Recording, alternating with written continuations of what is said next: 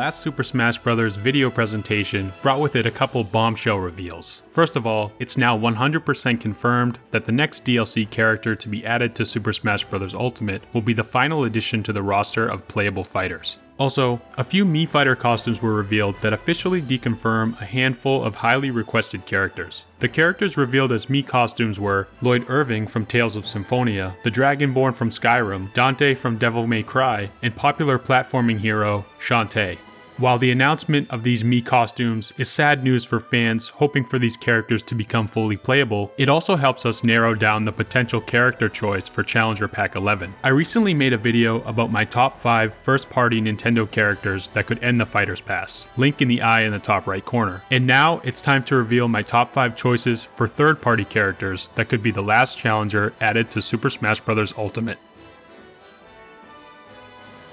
Crash is a character that just seems to fit naturally into the Super Smash Bros. Universe. Looking at the current roster, I see Mario, Sonic, and even Banjo, 3 of the biggest 3D platforming icons in gaming history. If you ask me which ones, if any, were missing, the first character I would say is Crash Bandicoot. Crash has a storied history, with beloved games going all the way back to the original PlayStation. He's stood along gaming icons like Mario and Sonic for years now, and honestly, it's starting to seem like only a matter of time until Crash gets his Smash invitation. However, with there being only one more slot on Smash Ultimate's roster, Crash's chances are seemingly starting to dwindle. One big thing going for Crash is although he's an American-developed character, his games are popular in Japan, as the Crash series games are some of the best-selling foreign-developed titles in the country. I know a lot of people would be happy with the Bandicoot being added to Smash, but I wouldn't say that he'd please everybody. Despite their popularity, the Crash games have had kind of a mixed reception overall. Regardless, Crash has a wide array of moves and abilities from across his collection of games, many of which would be easily translated to a Super Smash Bros. Moveset. At this point, there's no doubt that Crash has been considered for the fighting game, and with the Crash Insane Trilogy, and even his most recent adventure being playable on the Nintendo Switch, there has never been a better chance for this fan-favorite marsupial to enter the mix.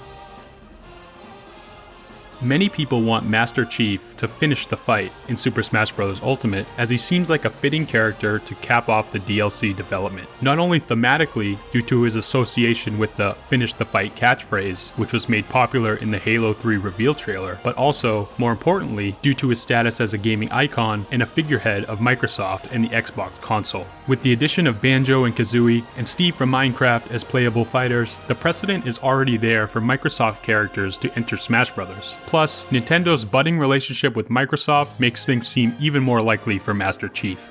Chief is my personal top pick for the final DLC fighter spot in Ultimate, as I think his addition would make for an epic and satisfying conclusion to the biggest Smash Bros. Game we've ever seen. However, I think it's important to be realistic, and there are a few major points going against Master Chief joining the Smash roster. First of all, no Halo game has ever been on a Nintendo console. Halo has been tied to Microsoft platforms ever since the release of the original game in 2001, and there's been no sign of that changing in the future. Also, something that might be even more damning for Master Chief and Smash is that despite its mainstream popularity in the United States, the Halo series and the Xbox console in general have always struggled in Japan. With Nintendo being originally a Japanese company, Japanese fans might be confused or upset at Master Chief's inclusion in Smash, especially as the last fighter added to the Ultimate roster. While I still have hope for Master Chief being revealed for Challenger Pack 11, we can't forget that his path to Smash might not be as clear as we think. Sora is another character I can envision fitting Super Smash Bros. Ultimate to a T. He's the protagonist of Kingdom Hearts, a massively popular action RPG from Square Enix that's led to 2 follow-up games and a series of spin-offs, many of which have ended up on Nintendo consoles. Though a mainline Kingdom Hearts game is yet to land on a Nintendo system, Nintendo and Square have a strong relationship, as characters from games like Dragon Quest and Final Fantasy VII have already appeared in Smash Bros. A concern people like to bring up with Sora getting into Smash Bros. Is the character technically being owned by Disney. The Kingdom Hearts games feature several iconic Disney characters such as Mickey Mouse, and the media giant is the ultimate owner of the Kingdom Hearts IP. Though licensing for getting a Disney-owned character in Smash would surely be an undertaking for Nintendo, I don't think it's as unlikely as many people say. For what it's worth, there have been countless Disney games for Nintendo consoles, and there's even a Disney-themed Special Edition Switch. Although the pair don't usually work with each other directly, there's nothing saying they can't. Sora has been in the Smash Bros. Newcomer discussion for many years now, and if there's anything that Smash Ultimate has taught us, it's to never say never to fan favorite characters. I think Sora joining Smash isn't too crazy of a thought, and the Keyblade wielder, in my opinion, would be an excellent third-party character to close out the game with.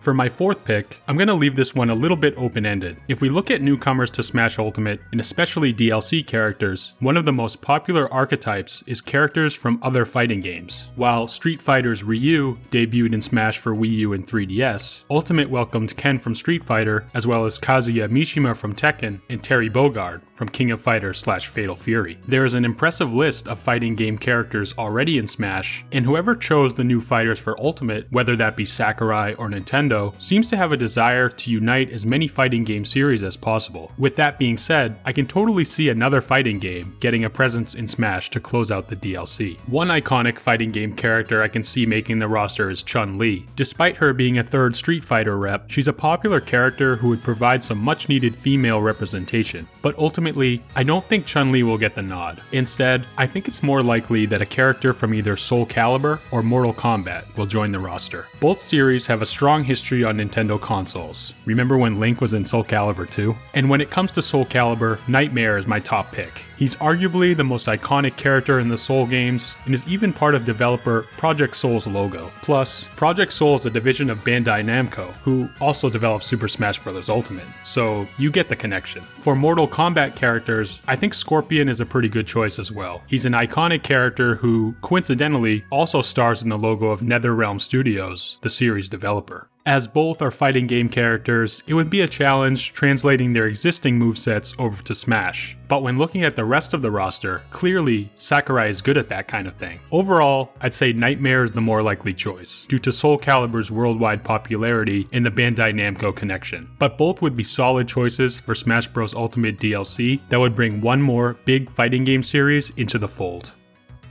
Though they've had a lot of love in the base game, Nintendo has yet to show Capcom any love in the Smash Ultimate DLC. Ryu was a DLC fighter in Smash for Wii U and 3DS, but when it comes to Smash Ultimate, we have yet to get a DLC fighter from Capcom. Since this is the case, it wouldn't surprise me in the slightest if Challenger Pack 11 ended up being a Capcom character. While there are many great options to choose from in Capcom's stable, like Phoenix Wright or a Monster Hunter character, I personally think an excellent fit for Smash would be a character from Resident Evil. And the frontrunner from the Resident Evil series would be, in my opinion, Leon Kennedy. Leon is the protagonist of Resident Evil 4, one of the most beloved Resident Evil titles, which was originally released as a timed exclusive for the Nintendo GameCube. Since Resident Evil is such a beloved game series worldwide, and Leon is one of its most popular characters, he would be a great fit for Smash. Leon uses a variety of weapons in his games, which would, in addition to his melee attacks, give him a very diverse moveset. As a well-known character from a still relevant series, and the star of one of GameCube's most fondly remembered titles, Leon Kennedy would be an ideal newcomer to complete the Super Smash Bros. Ultimate fighter roster. Leon and a host of other Resident Evil characters already appear as spirits in Ultimate, but if Min Min's inclusion taught us anything, this doesn't really deconfirm anybody. The protagonist of the Doom series has been a highly requested character by fans for a while now. There are not many games that can match the legacy that Doom has. Plus, the series has had a long history on Nintendo consoles. As one of the very first popular first-person shooter games, including some Doom representation in Smash Ultimate just feels right. The Doom Slayer would be the first real first-person shooter rep in Smash, which is a genre that's definitely underrepresented in the fighting game. Some of Doom's top-tier violence might have to be toned down to work in Smash, but this could be done pretty easily in my opinion. The Doom Slayer would still work great in Smash, even if he wasn't ripping off the other characters' heads and drowning them in their own blood. Plus, several Doom games are out now for the Nintendo Switch, including the recent, highly acclaimed title, Doom Eternal, which just had a new DLC update released for Switch users during the E3 Nintendo Direct. As one of the best platforms on which to play Doom, especially the classic titles, adding the Doom Slayer to the Switch's edition of Smash Bros. Is definitely a possibility. Apparently, there have even been some conversations about making this happen already. A personal wishlist pick of mine, I think Okami Amaterasu would be an interesting choice for Smash, and yet another great choice coming from Capcom. Amaterasu would be a notable addition, due in part to her being a quadruped, meaning she walks on all fours. As it is now, there aren't very many quadrupeds in Smash, plus all the weapons and abilities from Okami, including the Reflector, Rosaries, Glaive, and Celestial Paintbrush, could come together to make a very interesting moveset. Amaterasu is a character that has high potential for an original and unique fighting style, which is something that Sakurai and the team try hard to do with each new addition to the roster. A port of Okami is currently available for the Nintendo Switch, but unfortunately, the series isn't super relevant today, which could hurt Amaterasu's chances for a Smash Bros. Invitation. Despite this, Okami is a classic Wii game that many Nintendo fans remember fondly, and bringing Amaterasu to a fighting game isn't too crazy of an idea, as it has already been done in Marvel vs. Capcom 3. Adding the Sun Goddess to Smash might cause more confusion than hype, but in terms of raw potential as a Smash Bros. Fighter, Ami ranks pretty high on my list.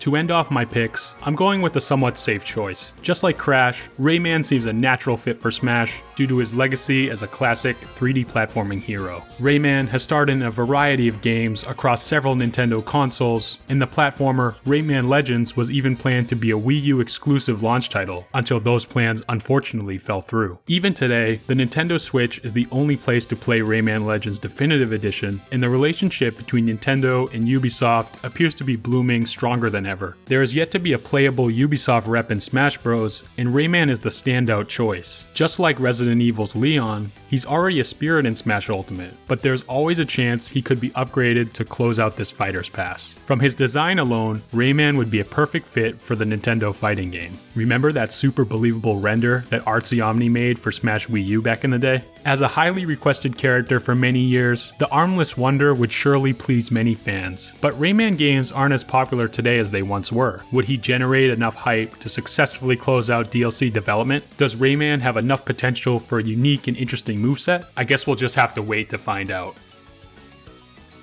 What do you think about my picks for the top 5 characters that could round out the second DLC Fighters Pass of Super Smash Bros. Ultimate? Are these all good choices for a DLC fighter, or do some characters feel out of place here? Did I miss any potential big third-party characters that could join the battle in Smash? As always guys, let me know down in the comments. And if you want to see more discussions like these, make sure to hit that subscribe button and turn on notifications so you don't miss out on any new videos. I'm making tons more Nintendo discussions as well as new game reviews and long-form retrospectives on classic Nintendo games, so if you like that kind of thing, make sure to stay tuned. But for now guys, let's just wait for Nintendo to finally reveal that last DLC character and have Smash speculation finally behind us once and for all. Thanks for watching, and keep it here for more quality Nintendo content.